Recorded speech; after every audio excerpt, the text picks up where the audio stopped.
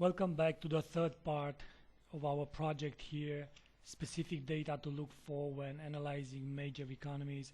And it is time to move on with the US economy, and this time we're going to take a look at the PPI. Now the PPI stands for Producer Price Index, and this one is a leading indicator of consumer inflation. It is extremely important for any central bank in the world because one of the goals, or if you want, the mandates of every central bank is to fight inflation. Not in the sense that we should not have inflation at all, because certain levels of inflation are healthy for any economy, but to have inflation under control.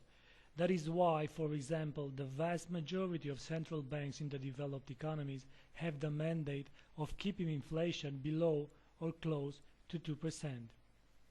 Some banks, and it is the case of the Federal Reserve in the United States, have a dual mandate. The first one is to keep inflation below or close to 2%, so not close to zero or below zero, not higher than 2%, but below or close to 2%. And the second mandate of the Federal Reserve of the United States is to create jobs. Now, the PPI shows the actual change in the price of finished goods and services sold by producers, and this is important as usually these changes are transmitted to the final consumer, and the level of inflation, therefore, it is generated and will be sensed in the whole economy. So once again, the PPI stands for the Producer Price Index, and it shows us the change in the price of finished goods and services sold by producers. It is a leading indicator important for central bankers in fighting inflation and setting monetary policy. It tends to be more important when it is released ahead of the CPI. The CPI is the Consumer Price Index, as they are really strong correlated. Now, the difference between the PPI and the CPI is that you will see later under the CPI, the Consumer Price Index, this one is the favored inflation measure move agreed by the Fed, and not only by the Fed, but all the central banks in the world. So when central banks, when they are looking to increase the interest rate or to decrease the interest rate based on the inflation level, the first things they are going to look at is the CPI. So this one tends to be more important when it is released ahead of the CPI, because it will give you a glimpse or an idea or an educated guess about how the CPI number should look like, and therefore market participants can have an important idea about that level. So the CPI is the favorite indicator for measuring inflation. Now, the most important things to take into consideration when you're looking at the PPI, first of all, the release date. It is released monthly, about 17 days after the month ends, and the release time is 12:30 GMT, of course, during the North American session. It is a leading indicator of consumer inflation, and it is a first-year data. That means it brings high volatility level. Not that important as a CPI, again, but tends to be quite watched by traders. Now, why the PPI, the Producer Price Index, is important to traders? Because when producers charge more for products and services, the higher prices are usually passed to consumers, and there you go, you have the inflation level. If the actual is higher than the forecast, normally it should be positive for the currency. Why? Because higher level of inflation, in order to control higher level of inflation or future higher level of inflation, central banks will normally raise the interest rates. If you raise the interest rates, then the effect would be for the currency to appreciate.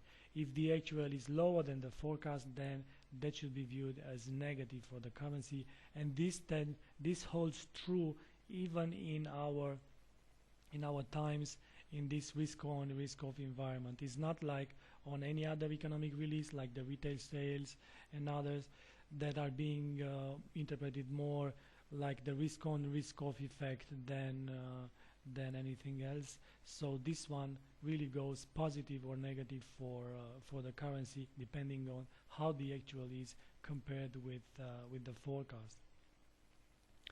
Now the release date of the PPI is a monthly.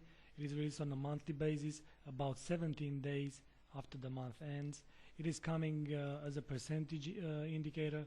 The release time 12:30 GMT during the North American session, and of course it is a leading indicator of inflation. First tier data. What does it mean, first tier data? Well, it means it brings high volatility levels, especially if the actual is better than let's say differs most than the forecast. Then market reacts and will reassess the levels for this PPI. Looking at the 6-month worth of data analysis that we are doing here under our fundamental analysis project, we are looking from, on the vertical you have the percentage change for the producer price index, and then on the horizontal you have the past 6-month data from February till July 2013. And as you can see, while we had for the February and March we had 0.2 and 0.7 signaling inflation levels on the producer side.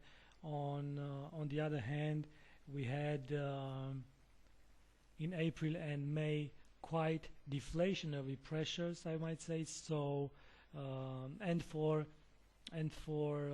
June and July, as you can see, inflation picking up again, 0.6 and 0.8%. However, I would say that this is not something to worry central bankers from an inflation point of view, because it is well above the 2% level, and this is being called that inflation is being subdued. Well, if the inflation is being subdued, then there are no inflationary pressures on central bankers to increase the interest rate.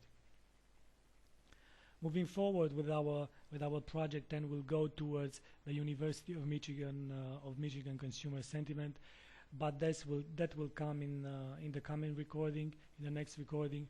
And this one is a survey, you will see, based on consumer answering some questions, but more details to come on the next recording. On this PPI, keep in mind, on the past 6 months we have no inflationary pressures. We are looking at the release date on a monthly basis, about 17 days after the month ends. Release time 12:30 GMT during the North American session.